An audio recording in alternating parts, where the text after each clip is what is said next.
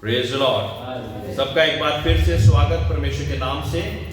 और शुक्र है कि परमेश्वर ने हमें ये फिर से मौका दिया कि हम परमेश्वर के नाम से उसके कलाम को सीख सकें और सिखा सकें और परमेश्वर की गहराइयों को जान सके कि परमेश्वर कितना भला है।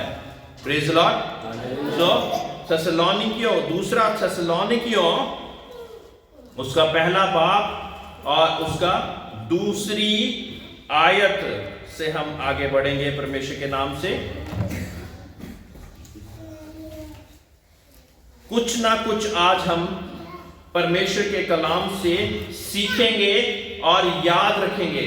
सभी लोग ये बोलें, परमेश्वर के नाम से हम आज कुछ ना कुछ तो जरूर लेके जाएंगे। ठीक है, ठीक है, पक्की बात है ना कि हम खाली नहीं जाएंगे, जैसे आगे वैसे ही, कि कुछ ना कुछ तो हम जरूर लेके जाएंगे। Praise the Lord, hallelujah. तो दूसरी आयत में यूं लिखा, हमारे पिता परमेश्वर और प्रभु यीशु की ओर से तुम्हें अनुग्रह और शांति मिले। जो अनुग्रह और शांति है वो किसकी ओर से मिलता है? प्रभु की ओर से, यीशु मसीह की ओर से और पिता परमेश्वर की ओर से। क्या मिलता है हमें? अनुग्रह और शांति, क्योंकि वो ही इन दोनों का दाता है। अनुग्रह के बारे में परमेश्वर ने क्या लिखा है कि मेरा अनुग्रह तेरे लिए काफी है। Praise the Lord, praise the Lord. अनुग्रह हमारे जीवन में प्रभु यीशु मसीह के द्वारा आया। ठीक है, और परमेश्वर ने कहा शांति के बारे में क्या लिखा कि मैं तुम्हें वो शांति दे सकता जो कि संसार नहीं दे सकता, है ना। संसार में हम ढूंढते रहते हैं कि शायद हमें पैसा शांति दे देगा, शायद जब मेरी शादी हो जाएगी तो मुझे शांति मिल जाएगी, शायद जब मैं अपना घर बना लूंगा तो मुझे शांति मिल जाएगी। लेकिन वो जो शांति जो कि संसार नहीं दे सकता, वो शांति कौन दे सकता है? वो परमेश्वर दे सकता है। जो क्या कहता, मैं तुम्हें वो शांति देता जो कि संसार नहीं दे सकता, क्योंकि वो हमारी शांति का प्रतीक है, वो हमारी शांति का प्रतीक है। उसी ने हमें तूफानों में शांत रहना सिखाया, उसने हमें दुख के कलेश संकट में शांत रहना सिखाया, है ना। बाकी के लोग कैसे, वो बहुत बड़े बुलबुले गुब्बारे होते हैं ना, एक बारी पिन मारेंगे तो खुश हो जाएंगे, क्योंकि शांति नहीं है, शांति नहीं है। उनको हल्का सा छेड़ दिया जाए तो उसके बीच में से बुरी बुरी बुरी बुरी बातें फटाफट से निकलती हैं। लेकिन परमेश्वर के लोग तूफानों में शांत रहने वाले लोग हैं, है ना। परमेश्वर उनको बड़ी शांति देता।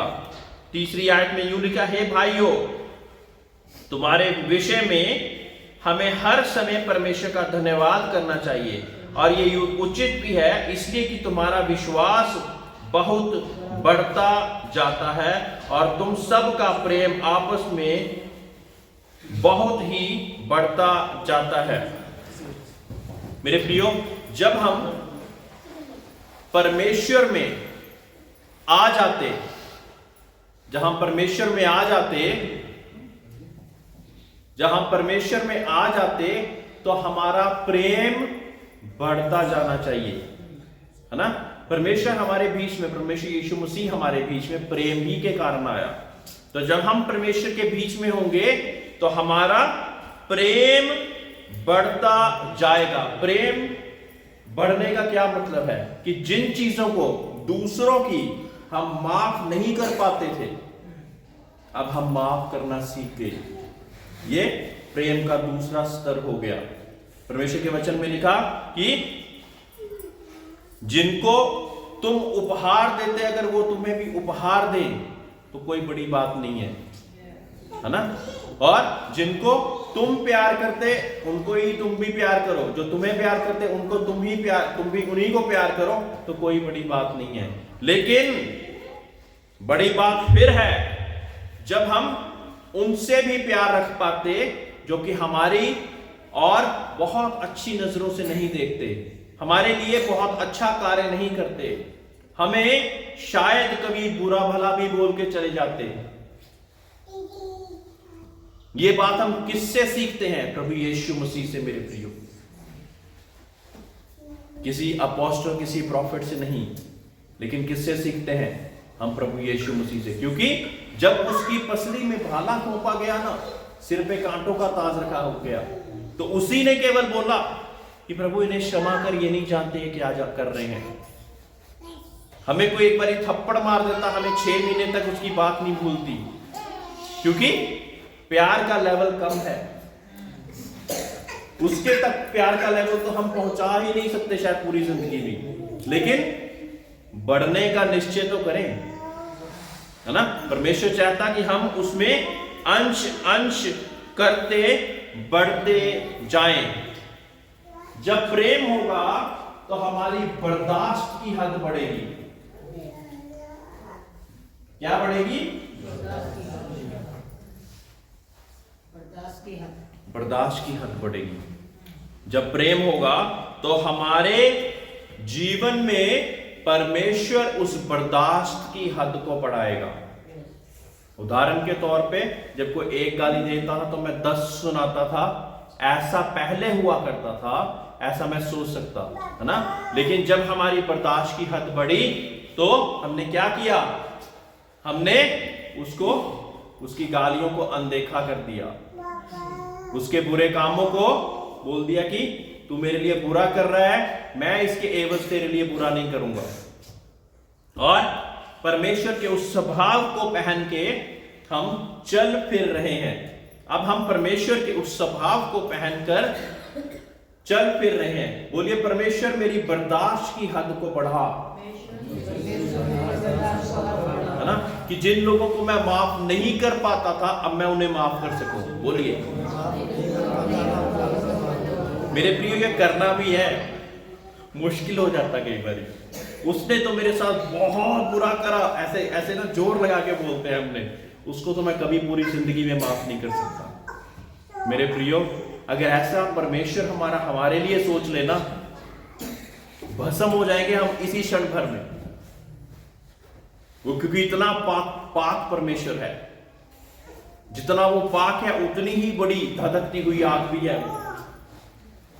लेकिन क्योंकि उसने हमसे प्रेम रखा और अपने इकलौते पुत्र को हमारे लिए दे दिया, ताकि हम जब उस पर विश्वास लाएं तो नाश ना हो परंतु अनंत जीवन को पाले, तो हमने क्या करना है? हमने भी उसी के जैसा स्वभाव रखना है। कैसा रखना है स्वभाव? उसी के जैसा स्वभाव रखना है ना।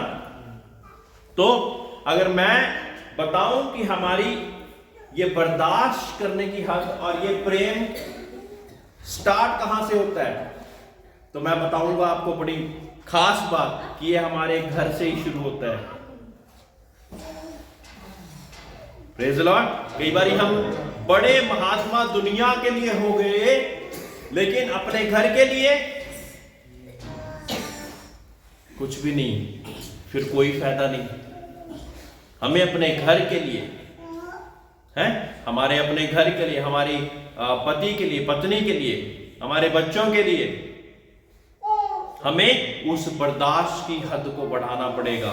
और फिर हम एक उदाहरण भरा जीवन जीते हुए फिर जब हम बाहर निकलेंगे तो उनको भी वैसे ही परमेश्वर में बढ़ाने का कार्य कर सकेंगे। Praise the Lord. जो हमारे घर वाले होते हैं ना, वो हमें कभी छोड़ के नहीं जाते, अच्छा हो जाए बुरा हो जाए। तो पहले जब हमारी हद घर में बढ़ जाएगी ना, वो बर्दाश्त की हद जब बढ़ जाएगी, तब हम बाकी बाहर वाले लोगों के साथ भी वैसा ही प्यार कर पाएंगे कि कुछ भी हो जाए, मैंने परमेश्वर के नाम से इनके लिए दुआएं ही करनी है, इनके लिए अच्छा ही बोलना है। पहले हम आपस में, मियां बीवी, बाल बच्चे, आपस में पहले उस प्रेम की और उस बर्दाश्त की सीमा को बढ़ाएंगे। और जब ऐसा करने में हम सक्षम हो जाएंगे तो परमेश्वर हमें कार्य देगा बाहर के लोगों के लिए भी, कि अब हम बाहर के लोगों को भी एक उदाहरण भरा जीवन जीकर उनको भी बता सकें कि प्रभु हमारा कितना महान है। पता है किस लिए? क्योंकि हम कहेंगे परमेश्वर ने पहले हमको बदला, इसलिए हम अब उदाहरण भरा जीवन जीकर आप लोगों के बदलने का कारण बन रहे हैं। Praise the Lord, hallelujah, hallelujah. तो घर ही से, है ना, कई बार कहते कि सारे दुनिया के लोग अच्छे, मेरा पति मेरी पत्नी वो पता नहीं कैसी है, उसको मेरी कोई बात नहीं समझ लगती। ये चैलेंज होता ना हमारे घरों में कि सारे लोग तो समझ जाते हैं, वो क्यों नहीं समझती। हाँ? और पत्नी कहती कि सारे लोग तो समझ जाते हैं पर मेरा पति क्यों नहीं समझता। तो ऐसा हमारे घरों में ऐसा कार्य हो सकता, लेकिन जब हम अपनी बर्दाश्त की हद को और अपनी प्रेम की हद को बढ़ाएंगे तो क्या होगा, तब हम परमेश्वर के नाम से परमेश्वर में और बढ़ते जाएंगे और बढ़ते जाएंगे और बढ़ते जाएंगे, है ना। और फिर हम बाहर वाले लोगों के सामने भी एक उदाहरण भरा जीवन जी पाएंगे, है ना।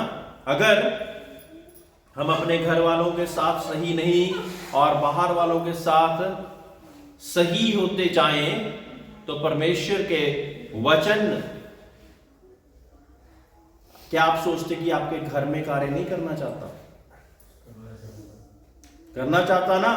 पहले हमारे घर में, फिर हमारे आस पड़ोस में, फिर यहूदा समरिया और संसार के छोर छोर तक परमेश्वर हमें अपना गवाह ठहराना चाहता, है ना, गवाह ठहराना चाहता। तो तब सबसे पहले मेरा अपना आप जब बदल जाएगा तो मैं एक दूसरों के बदलने की भी क्षमता रख पाऊंगा।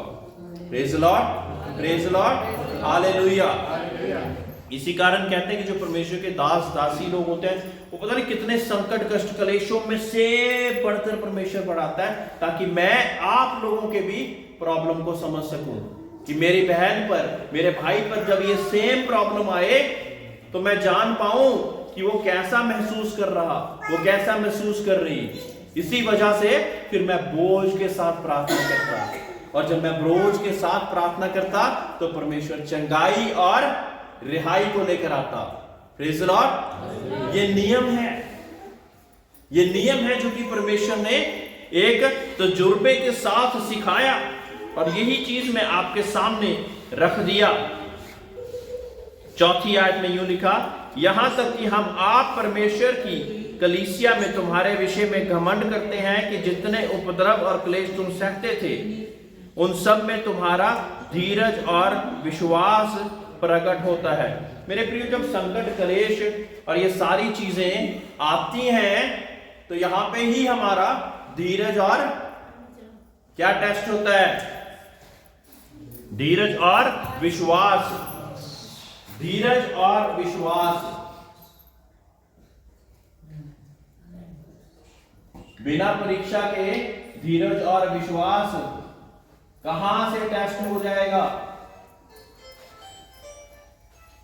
अगर मैं लड़ाई के मैदान में ही ना जाऊं और कहूं मैं अच्छा योद्धा हूं, कौन विश्वास करेगा? कोई भी नहीं, है ना।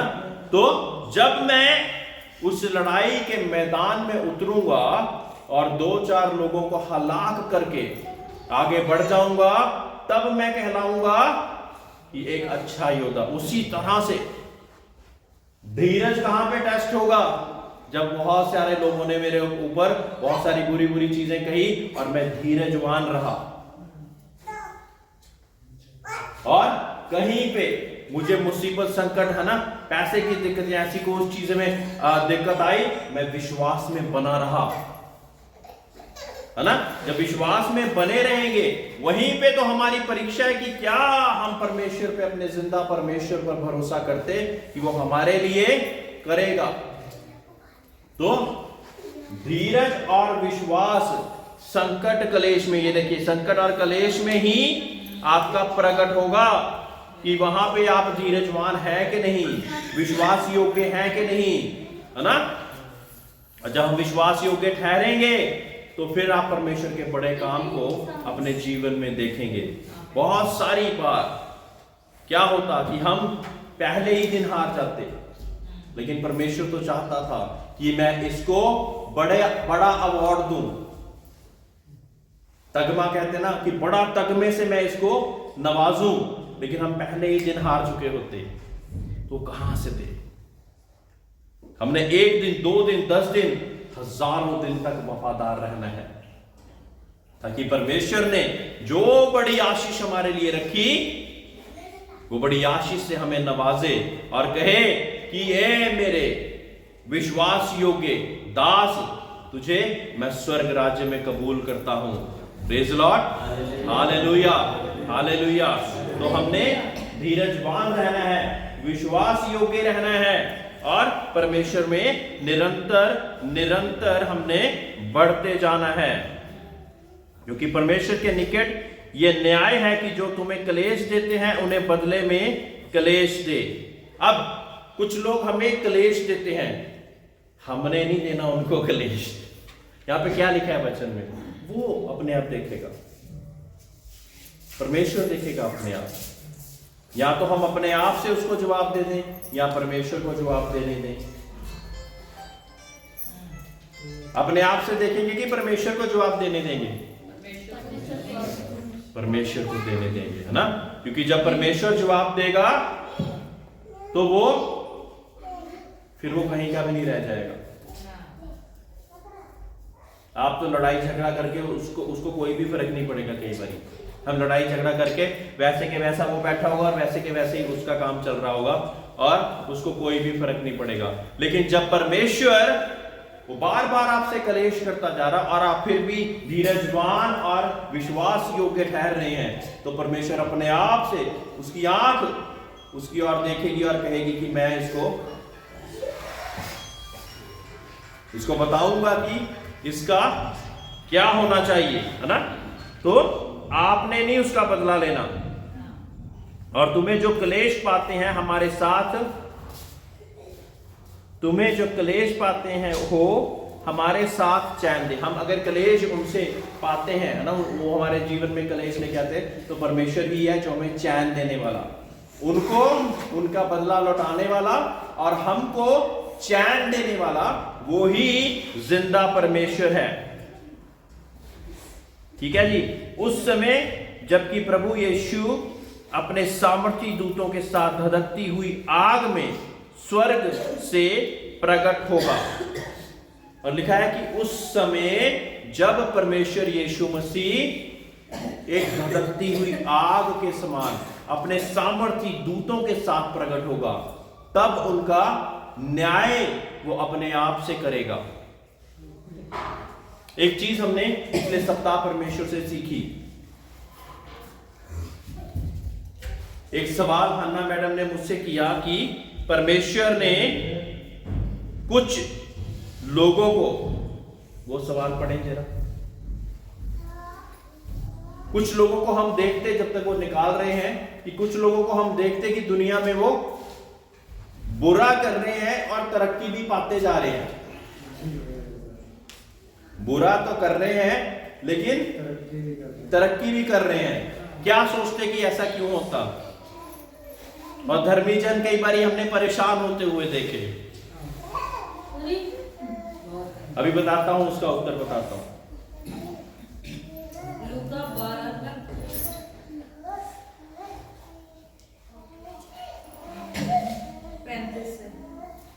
लूका 12:35। हाँ जी, जोर से बुलंद आवाज करके पढ़ें।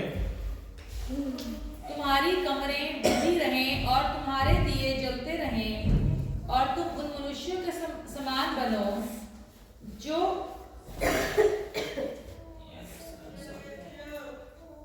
थोड़ा आगे, इट्स चैप्टर 41 है। 41वीं आयत है, लूका का 12 उसके 41। तब पतरस ने कहा, हे प्रभु, क्या ये दृष्टांत तू हम इसे या सबसे कहता है? प्रभु ने कहा, वह विश्वास योग्य और बुद्धिमान भंडारी कौन है, जिसका स्वामी उसे नौकर चाकरों पर सरदार ठहराए कि उन्हें समय पर भोजन सामग्री दे। धन्य है वह दास जिसे उसका स्वामी आकर ऐसा ही करते पाए। मैं तुमसे सच कहता हूँ, वह उसे अपनी सब संपत्ति पर अधिकारी ठहराएगा। परंतु यदि वो दास सोचने लगे कि कि मेरा स्वामी आने में देर कर रहा है और दासों और दासियों को मारने पीटने लगे और खाने पीने और पियक्कड़ होने लगे, तो उस दास का स्वामी ऐसे दिन जब वो उसकी बाट जोता ना रहे और ऐसी घड़ी जिससे वह जानता ना हो आएगा और उसे भारी दंड देकर उसका भाग अविश्वासियों के साथ ठहराएगा। वह दास जो अपने स्वामी की इच्छा जानता था और तैयार ना रहा और ना उसकी इच्छा के अनुसार चला, बहुत मार खाएगा। परंतु जो नहीं जानकर मार खाने के योग्य काम करे, वह थोड़ी मार खाएगा। इसलिए जिसे बहुत दिया गया है उससे बहुत मांगा जाएगा, और जिससे बहुत सौंपा गया है उसे बहुत दिया जाएगा। जैसे कि हमने आखिरी आयतों में देखा, आखिरी आयतों में क्या लिखा हुआ कि जिसको बहुत दिया गया उससे बहुत पूछा जाएगा, बहुत पूछा जाएगा, है ना। तो परमेश्वर, है ना, परमेश्वर, और जिसको बता दिया गया है वो अधिक दंड पाएगा, और जिसको नहीं, जो अनजाने में पाप करी जा रहा उसको कम दंड। ये पृथ्वी पर के लिए लिखा गया, ठीक है। तो पृथ्वी पर जो जान कर भी अनजान बने हुए हैं, यानी कि परमेश्वर के लोग जिनको परमेश्वर के वचन, परमेश्वर की शांति का सब चीजें, सारी बातें बता दी गई हैं, तो वो क्या है, वो जानकर भी अनजान, वो जानकर भी अनजान है। लेकिन क्योंकि परमेश्वर हमारा सर्वश्रेष्ठ परमेश्वर दुनिया में रहते रहते ही हमें चाहता है कि हम वापिस उसकी ओर लौट जाएं और हमें नरक का सामना ना करना पड़े, इसलिए उनको यहीं पे परेशानी हो जाती, ताकि कम से कम वो दोबारा परमेश्वर में लौट कर अपने रिश्ते को दोबारा उस मजबूती से कर लें। समझ रहे हैं। और जो लोग दूसरे हैं, जो बुरे बुरे काम कर रहे हैं, वो तो परमेश्वर के है ही नहीं। 70 या 80 बरे का जीवन हमें अच्छा चाहिए कि अनंत काल का जीवन हमें अच्छा चाहिए? सोच लीजिए, है ना। हमें तो अनंत काल का जीवन ही अच्छा चाहिए। परमेश्वर के वचन में यूं लिखा कि यहां का दुख, संकट, कलेश उस दिन जो कि परमेश्वर हमारे लिए लाने वाला है, उसके सामने कुछ भी नहीं है। इसलिए हम ढांढस बांधे और धीरज और विश्वास के साथ परमेश्वर में बढ़ते जाएं, है ना। तो जब हमसे कोई गलती हो जाती तो परमेश्वर हमें क्योंकि सुधारना चाहता, इसलिए हमारे जीवन में कोई ना कोई छोटा मोटा दुख, संकट, परेशानी आ जाती, ताकि हम उसके बारे में माफी मांगकर परमेश्वर के साथ अपना रिश्ता फिर दोबारा कायम कर दे, कि उस छोटी सी बीमारी की वजह से हम स्वर्ग से ना रह जाए। समझ रहे हैं बात को? बहुत गहरी बात है। जब इन्होंने पूछा तब मैंने परमेश्वर से गहराई से जोड़ दिया कि ये परमेश्वर ऐसा कैसा, है ना, कि जो जानते भी नहीं है, मार तो वो भी खा रहे हैं, लेकिन जो जानते हैं और फिर भी अनजान बने वो ज्यादा मार खा रहे हैं, क्योंकि परमेश्वर चाहता वो जल्दी से सुधर जाएं, क्योंकि उनको तो परमेश्वर के वचन का पता है। जिसको नहीं पता उसने तो आखिरकार जाना ही नरक में है। यहां पे वो सोचता, परमेश्वर का वचन कहता है कि यहां पे दुनिया में एक अमीर व्यक्ति ने सोचा तू खुश हो जा, चैन, आनंदित हो, अपने बाड़े को और बढ़ा दे, लेकिन परमेश्वर क्या कहता कि तेरी मृत्यु क्षण भर में आ जाएगी और तुझे पता भी नहीं लगेगा। परमेश्वर के वचन में लिखा हुआ कि कई बार हम उन लोगों को देख के सोचते हैं कि परमेश्वर मेरे जीवन में तो ये चीज नहीं आ रही, मेरे जीवन में वो चीज नहीं आ रही, लेकिन आप सोचिए कि परमेश्वर की वो जो बड़ी शांति है वो सब चीजों से ऊपर है। उन लोगों का जीवन कई बार ऐसे चले जाता और पता भी नहीं लगता। पिछले दिनों में हमने बहुत बड़े बड़े अमीर व्यक्तियों को ऐसे जाते हुए देखा, जिनको शायद बहुत सारे लोग कहा करते थे ये तो ऐशो आराम कर रहा है, बड़ी बड़ी गाड़ियों में घूम रहा है। परमेश्वर क्या तू इसका न्याय नहीं करता? क्या इसके बुरे काम तुझे नजर नहीं आते? है ना, हम लड़ पड़ते कई बार परमेश्वर से, लेकिन जब वो समय आता परमेश्वर ने, क्योंकि परमेश्वर यीशु मसीह ने ना जान तो उसके लिए भी दी है, वो उसको समय देता रहता कि आज सुधर जाएगा, आज सुधर जाएगा, आज सुधर जाएगा, आज सुधर जाएगा। और जब अनेकों बार उसको समय देने के बाद फिर भी ना सुधरे, फिर खत्म। बहुत से लोग कुछ कोरोना के समय में, कुछ कोरोना के बाद ऐसे ही चले गए, जिनका हम सोचते थे पता नहीं कितनी उम्र जिएगा ये, लेकिन उनका नहीं पता लगा और एकदम से पल भर में उनकी मृत्यु हो गई। और फिर क्या हुआ, उनकी मर्सिडीज कारों का, बड़ी बड़ी बिल्डिंगों का, करोड़ोंपति बनकर भी उनका क्या फायदा हुआ, है ना। फिर तो वो भी उसी तरह से होंगे जैसे कि बाइबल में लिखा गया कि एक अमीर व्यक्ति मरा और एक गरीब व्यक्ति जो कि उसके टुकड़ों का खाया करता था, लेकिन परमेश्वर का धन्यवाद किया करता था। जब मरे तो जो वो गरीब व्यक्ति था वो परमेश्वर अब्राहम की गोद में पहुंचा, और वो जो अमीर व्यक्ति था वो नरक में, अधलोक में पहुंचा। और वो देख रहा है, कहता ये व्यक्ति तो मेरे टुकड़ों पे पलने वाला, ये स्वर्ग में बैठा हुआ है। वो क्या कहता कि परमेश्वर इस व्यक्ति को क्या है कि मेरे भाइयों को बताए कि अपनी चाल, टेढ़ी चाल को सुधार ले जाके, नहीं तो वो भी यहीं पे आने वाले हैं, नरक में ही आने वाले हैं। तो वो कहता कि पृथ्वी पर तो परमेश्वर ने उसे उत्तर पता क्या दिया, पृथ्वी पर तो मैंने अपने दास दासियों को ठहरा रखा है, नबियों को ठहरा रखा है, ताकि उनको सचेत करते रहें। लेकिन कहते हैं परमेश्वर ने एक और बात बोली, कहते अगर मैं यहां से भी भेज दूं ना तो फिर भी ना मानेंगे। कुछ लोग ऐसे हठीले हैं क्योंकि उनको अपने पैसे पे भरोसा, उनको अपनी बिल्डिंगों पे, अपने करोड़पति पे भरोसा। लेकिन हमारा भरोसा किस पर है? हमारा भरोसा परमेश्वर पे है। जिन्होंने परमेश्वर पर भरोसा रखा उनको उसने शर्मिंदा नहीं होने दिया।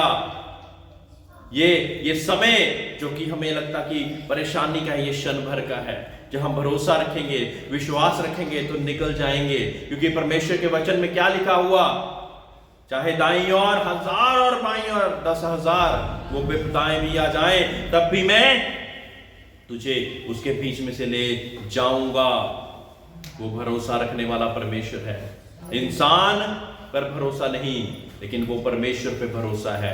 इंसान तो डोल जाएगा, लेकिन परमेश्वर जो है वो कभी ना डोलेगा। Praise Lord, hallelujah.